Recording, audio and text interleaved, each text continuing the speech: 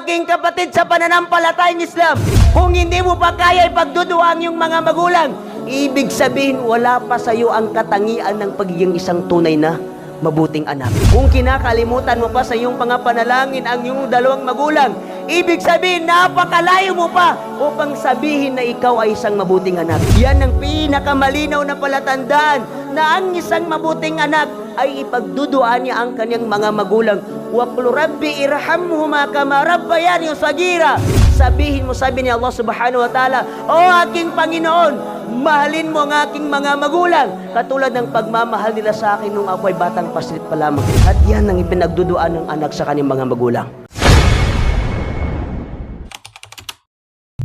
Ang sabi ni Propeta Muhammad sallallahu alaihi wasallam, kapag mamatay ika ang isang tao, lahat ng kanyang mga gawain ay napuputol. Hindi na siya makakapagsala, hindi na siya makakapag-ayuno sa buwan ng Ramadan, hindi na siya makakapagbigay ng zaka, hindi na siya makapagsagawa ng hajj, hindi na siya makapag-aral, hindi na siya makabasa ng Quran. Lahat ng mga gawain ng alipin ni Allah subhanahu wa ta'ala, kapag dumating ang kanyang kamatayan, tunay na napuputol lahat ng kanyang mga gawain. Ngunit maliban dito sa tatlo na ito ay hindi napuputol.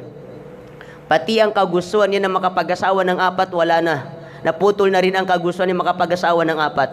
Unang-una sabi ni Propeta Muhammad sallallahu alaihi wasallam na hindi napuputol sa isang tao, kahit na siya ay nasa libingan, ay sadaqatin jariyah, ang kanyang kawang gawa o sadaqah na naibigay niya sa mga tao.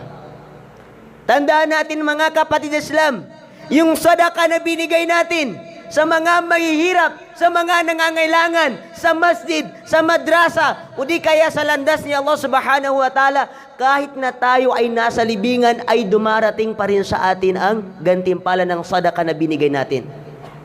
Kung nagbigay ka ng sadaka para sa masjid, para sa madrasa, iyan ay hindi napuputol sapagkat tuloy-tuloy pa rin ang pagkuha natin sa gantimpala na manggagaling kay Allah subhanahu wa ta'ala. Pangalawa, sabi ni Propeta Muhammad sallallahu alaihi wasallam na hindi napuputol sa isang tao kahit na siya ay namatay na, aw ilmin yuntafa'u bihi, ang kanyang kaalaman na kanyang naituro o naibahagi nung siya ay nasa mundo. Subhanallah. Ang kanyang itinuro sa kanyang kapwa, ang kanyang tinuruan ay natuto, at ang tinuruan ng tinuruan niya ay natuto pa rin, ay meron pa rin siyang gantimpala. Yung tinuruan mo na tao at itinuro niya sa ibang tao at itinuro pa sa ibang tao, dahil lang sa pagturo mo na sa iyo nang galing ang kaalaman na yun, ay hindi napuputol ang gantimpala habang kanilang pinapakinabangan ang kaalaman na itinuro mo o binahagi mo sa iyong kapwa. Kahit na tayo nasa libingan, ay makakarating sa atin ang gantimpala natin dahil lamang sa pagbahagi natin ng kakaunting kaalaman mula sa pananampalatayang Islam. Pangatlo, sabi ni Propeta Muhammad sallallahu alaihi wasallam na hindi napuputol sa isang tao, aw waladin salihin yad'ulah, ang isang anak na mabuti na ipinagduduan niya ang kanyang magulang. At ito ang gusto kong bigyan ng diin mga kapatid Islam. Kung gaano ba kahalaga sa isang magulang na makapag-iwan ka ng isang anak na waladun salih, isang mabuting anak na sumasampalataya kay Allah subhanahu wa ta'ala, isang mabuting anak na nagtuturo ng kabutihan, isang mabuting anak na nagpipigil sa mga masasamang gawain o labag sa kautusan ni Allah subhanahu wa ta'ala, at higit sa lahat ay ipinagduduan niya ang kanyang mga magulang. Yun ang palatandaan ng isang mabuting anak. Kapag ang isang magulang ay meron siyang naiwan na isang mabuting anak, sumasamba kay Allah subhanahu wa ta'ala, kahit na nasa libingan ang kanyang magulang at kahit nasa oras na pagparusa sa kanyang mga magulang, dahil lamang sa ang kanyang mga magulang ay makasalanan nung siya nasa mundo, kapag magdudua ang kanyang anak, O Allah, O aking Panginoon, iligtas mo ang aking mga magulang mula sa kaparusahan, titigil ang mga malaikat sa pagparusa sa kanyang mga magulang dahil lamang sa dua, panalangin ng kanyang mga anak. Ganon kahalaga mga kapatid Islam na magkaroon tayo ng isang mabuting anak. Ngunit kapag ang isang magulang ay hindi niya iningatan, hindi niya tinuruan ang kanyang anak, nung siya'y nasa mundo at gumagawa ng masama ang kanyang anak. Tandaan mo, o aking kapatid, sa pananampalatayang Islam, sa tuwing gumagawa ng masama ang iyong anak sa mundo, ay nakakarating pa rin sa iyo ang kaparusahan. Mas nadaragdagan ang parusa sa iyo ni Allah subhanahu wa ta'ala bilang gantimpala na hindi mo itinuwid ang anak mo nung ikaw ay nasa mundo pa lamang. Bilang isang anak, hindi mo masasabi sa isang anak na isa siyang mabuting anak na sapat lang sa kanya na ibinibigay niyang pangangailangan ng kanyang magulang. Hindi masasabi sa isang anak na isa siyang mabuting anak sa kanyang mga magulang sa pamamagitan ng pagbigay ng anumang material na bagay sa kanyang mga magulang o di kaya kaligayahan ng kanyang magulang. Ngunit ang pinakamalaking palatandaan sa isang anak niya siya ay waladin salih, siya ay mabuting anak, ay ipagduduan niya ang kanyang mga magulang. O aking kapatid, sa pananampalatayang Islam, kung hindi mo pa kaya ipagduduan yung mga magulang, ibig sabihin wala pa sa iyo ang katangian ng pagiging isang tunay na mabuting anak. Kung kinakalimutan mo pa sa iyong pangapanalangin ang iyong dalawang magulang, ibig sabihin napakalayo mo pa upang sabihin na ikaw ay isang mabuting anak.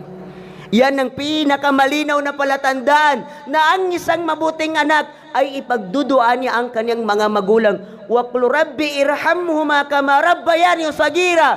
Sabihin mo, sabi ni Allah subhanahu wa ta'ala, o aking Panginoon, mahalin mo ang aking mga magulang katulad ng pagmamahal nila sa akin nung ako ay batang paslit pa lamang. At yan ang ipinagduduan ng anak sa kanyang mga magulang.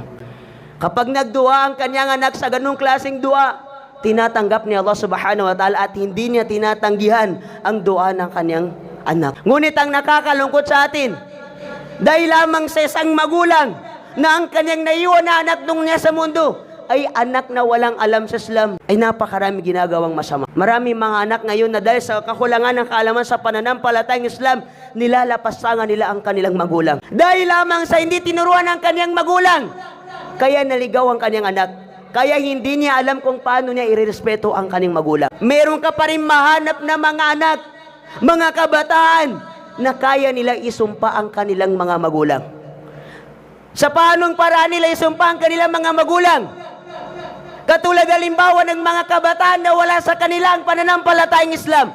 Nung inabutan nila ang katandaan ng kanilang mga magulang at silang nag-aalaga sa kanilang mga magulang, sila ay napapagod. Sila ay nagrereklamo. Pinapaliguan nila ang kanilang nanay at ang kanilang tatay. Pinapakain nila ang kanilang nanay at ang kanilang tatay. Binibisa nila ang kanilang nanay at sa kanilang tatay. Sila ay nagrereklamo. Bakit hindi ka pa namatay? Nang sa ganun ay makaginhawa ko sa aking kapaguran sa pag-aalaga sa iyo. Bakit mo na kaya na isumpa ang iyong mga magulang na dapat siya ay namatay lamang para hindi ka na mapagod sa pag-alaga sa kanila? Nung ikaw ay bata pa lamang ay hindi man naisip ng inyong mga magulang na ikaw ay sumpa. Hindi mo ba naalala mo aking kapatid sa pananampalatayang Islam? Nung ikaw ay sanggol pa lamang, umiihi ka sa higaan. Kahit gaano kasarap ang tulog ng iyong mga magulang, magigising sila. Kahit gaano kaimbing ang kanilang tulog kapag ikaw ay kinagat ng lamok, magigising sila dahil lamang sa iyo. Kahit na kumakain ng iyong mga magulang, kapag umiyak ang bata, ay may pagpaliban nila ang kanilang pagkain dahil lamang sa anak nilang umiiyak. Tapos ngayon, nagkabaliktad ang kalagayan. Pagtanda mo, ikaw na naman ang nag-aalaga sa kanila. At gano'n naman ang ipapalit mo sa kanila. Sa kabila ng kapaguran, pagpapagod nila sa pagpapalaki sa iyo, kaya mo silang isumpa na naway mamatay na sila para hindi ka na mapagod sa pag-aalaga sa kanila. Subhanallah. Isang napakalaking kasalanan, kalapastangan sa isang anak na hindi niya igagalang, hindi marunong tumanaw ng utang na loob sa kanyang mga magulang. Ang sabi ni Propeta Muhammad sallallahu alaihi wasallam, la'anallahu min la'anal waliday. Isinumpa ni Allah subhanahu wa ta'ala ang mga anak na isinusumpa nila ang kanilang mga magulang. Subhanallah. Kaya't nararapat sa atin mga kapatid Islam na ang mga anak natin ay huwag natin kalimutan na sila ay makapag-aral sa pananampalatayang Islam. Dahil kapag iniwan natin sila, mas nauna ang kanyang magulang, pumanaw, at hindi niya nagabayan ang kanyang anak, asahan mo o aking kapatid sa pananampalatayang Islam, kahit ikaw ay nasa kubur na ay makakarating pa rin sa iyo ang kasalanan na hindi mo ginabayan ang anak mo nung ikaw ay nasa mundo pa lamang. At naway tanggapin sa atin ni Allah subhanahu wa ta'ala ang mga mabubuting gawain natin. Amin. Barakallahu li wa lakum wa li sairil muslimina min kulli dambin fastaghfiru innahu huwal ghafurur rahim.